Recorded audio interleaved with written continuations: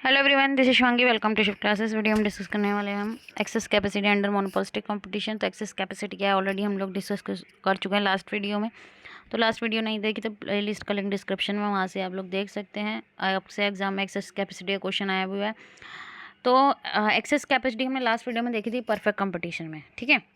अब उसमें तो नहीं पाई गई, लेकिन मोनोपोलिस्टिक कंपटीशन में आपको दिखेगा वो एक्सेस कैपेसिटी, ठीक है, कि अनयूटिलाइज कैपेसिटी जिसे हम बोलते हैं।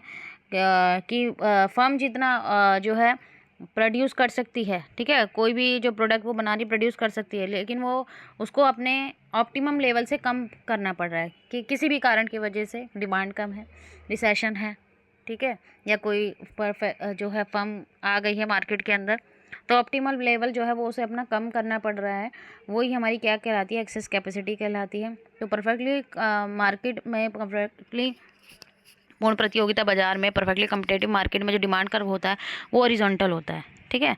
देखा था हमने प्राइस इक्वल टू भाई यहाँ AR और MR, ये तीनों क्या होते हैं, बराबर। ये प्राइस लाइन है, ये हमारा डिमांड कर्व होता है, AR curve, average revenue curve. और मोनोपोलिस्टिक कम्पिटिटिव में जो होता है डिमांड कर्व वो डाउनवर्ड स्लोपिंग होता है यहाँ पे। तो यहाँ पे जो डिमांड कर्व होता है वो टेंजेंट नहीं होता है एवरेज कॉस्ट के, उसके मिनिमम पॉइंट पे, लेकिन परफेक्ट कंपटीशन में था। लास्ट वीडियो में डायग्राम के साथ आप लोगों को समझाया है, तो पहले परफेक्टली कॉम्पिटिटिव का देख लेना, फिर मोनोपोलिस्टिक का देखना। तो यहाँ पे अब हम डायग्राम के साथ समझते हैं इसे। अब आप यहाँ पे पहले देख लीजिए इक्विलिब्रियम कहाँ पे हो रहा है। यहाँ पे आप देख सकते हैं इसके मिनिमम पे टच नहीं कर रहा है जो हमारा डिमांड कर्व है। तो आप देख सकते हैं यहाँ पे मोनोपोलिस्टिक मार्केट में जो मिनिमम है एवरेज कॉस्ट का वो कहाँ पे है, यहाँ पे है, ठीक है। और डिमांड कर्व किस तरफ टेंजेंट है, इस तरफ टेंजेंट है। मिनिमम इस पॉइंट पे, ई पॉइंट पे, क्योंकि उसके बाद एवरेज कॉस्ट जो है वो इंक्रीज हो रही है, बढ़ रही है। और जो हमने परफेक्टली कॉम्पिटेटिव में देखा था कि वहाँ पे जो डिमांड कर्व था हमारा AR कर्व, ठीक है, यही MR कर्व है।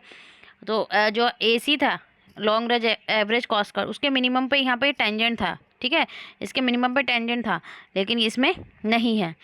तो यहाँ पे हम देख सकते हैं मार्जिनल कॉस्ट बराबर है एवरेज कॉस्ट, किस पे, यहाँ पे MC और AC, ठीक है, इस पॉइंट पे, इक्विलिब्रियम पॉइंट पे। अब मोनोपोलिस्टिक कंपटीशन में हम एक्सेस कैपेसिटी देख सकते हैं, क्योंकि यहाँ पे उसके पास जो फर्म के पास कोई इंसेंटिव नहीं है कि वो ऑप्टिमम आउटपुट तक जो है प्रोड्यूस करे, भाई जो है प्रोड्यूस करे। यहाँ पे उसकी जो क्वांटिटी ऑप्टिमम कहाँ तक है, यहाँ पे है।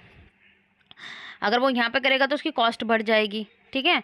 वो कहाँ तक कर रहा है, सिर्फ यहीं तक कर रहा है, ठीक है। जो क्वांटिटी प्रोड्यूस की जा रही है उसके द्वारा सिर्फ इतनी की जा रही है, और ऑप्टिमम क्वांटिटी कितनी है, इतनी है। तो यहाँ पे आप देख सकते हैं कि जो फर्म है वो कहाँ प्रोड्यूस कर रही है, हायर लॉन्ग, जो उसका मार्जिनल कॉस्ट कर्व है, ये मार्जिनल कॉस्ट कर्व है, ठीक है।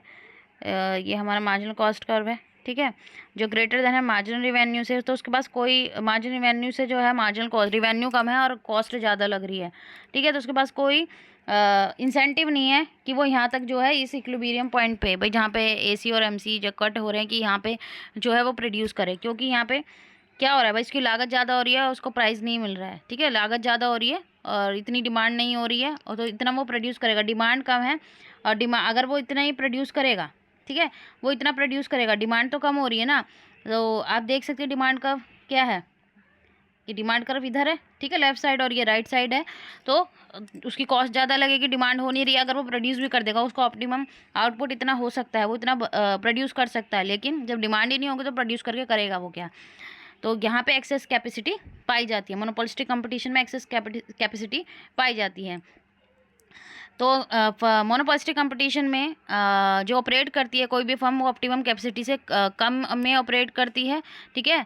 और they are smaller in size, ठीक है, साइज में स्मॉलर होती हैं, large in terms of population and work under condition of excess capacity. और वो किस कंडीशन में काम करती हैं भाई, आपको टर्म्स में तो वो ज़्यादा मिलेगी, साइज इनका छोटा होंगी ये बहुत सारी, ठीक है, और काम करेंगी वो एक्सेस कैपेसिटी के अंदर, कि जितना इनका है प्रोड्यूस करने का, क्योंकि उनके अल्टरनेटिव मार्केट में अवेलेबल है, सब्स्टिट्यूट गुड्स अवेलेबल हैं, तो वो जितना प्रोड्यूस कर सकते हैं उतना नहीं कर पाएंगे, क्योंकि ज़रूरी नहीं है उन्हीं का प्रोडक्ट सबको पसंद आए, उनके जैसे और भी प्रोडक्ट मार्केट में अवेलेबल है जिन्हें लोग डिफ्रेंशिएट कर सकते हैं, ठीक है। मोनोपोलिस्टिक मार्केट हमने पढ़ी है, टूथपेस्ट का एग्जाम्पल ही हम लेके चलते हैं, काफ़ी सारे टूथपेस्ट अवेलेबल हैं, तो ज़रूरी नहीं है सब एक ही टूथपेस्ट, भाई आपको कुछ पसंद होगा, आपके फ्रेंड को कोई और टूथपेस्ट पसंद होगा, ठीक है।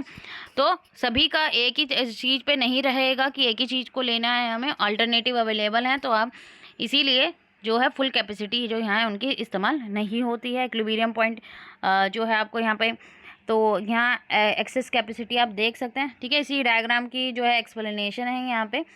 एक्सेस कैपेसिटी यहाँ पे आपको शो की गई है, इतना ऑप्टिमम आउटपुट है और वो सिर्फ इतना प्रोड्यूस कर पा रहा है, तो इतनी क्या आ रही है, ये एक्सेस कैपेसिटी आ रही है। तो यहाँ ये आपको क्लियर हो गया, ठीक है। तो यहाँ पे हमारा ये टॉपिक ख़त्म होता है। तो यहाँ पे आप ग्राफ को देख सकते हैं लॉन्ग रन में कि यहाँ पे आउटपुट क्या है, लोअर है, प्राइस हायर है मोनोपोलिस्टिक कंपटीशन में as compare to perfectly competitive market, ठीक है, जहाँ पे आउटपुट हायर होता है, प्राइस कम होता है।